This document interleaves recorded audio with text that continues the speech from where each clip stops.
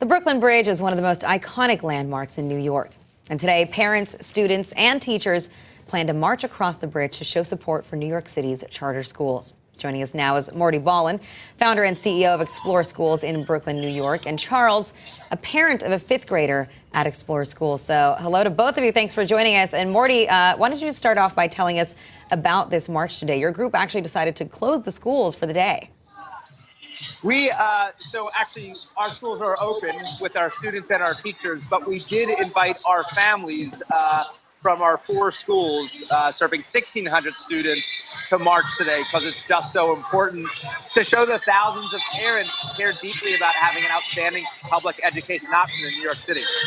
And I mean, it sounds pretty noisy there behind you. How many people would you say are out there? I think we broke 10,000.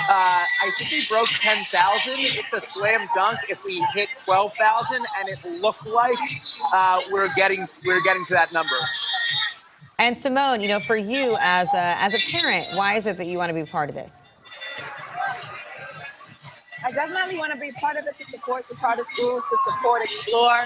I strongly believe in, kids having the same education. So it was very important to me to come out here to support my son, the school, and the charter school system. And some people have been calling what's going on in New York a war on charter schools. How do you see that, Simone? Do you think that who's waging this war? I guess you could say, if you see it as one. It's definitely not the charter school systems. Like, we strongly believe that charter schools are like public schools. We just want our kids, especially, my kid also, to have the same education as a public school. Not all the schools in our district, are as good as charter schools. So I don't think it's the war. I think they probably waged the war on us. But, I don't think it's a war for charter schools. Morty, what do you think about that?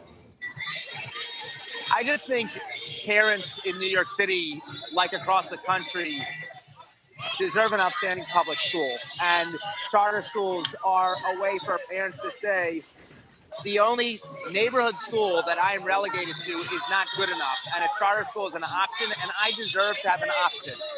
And that's what our parents are showing today. They deserve, this is not a privilege. This isn't something that someone should ask for and hope for. Every parent deserves an outstanding public school for their child.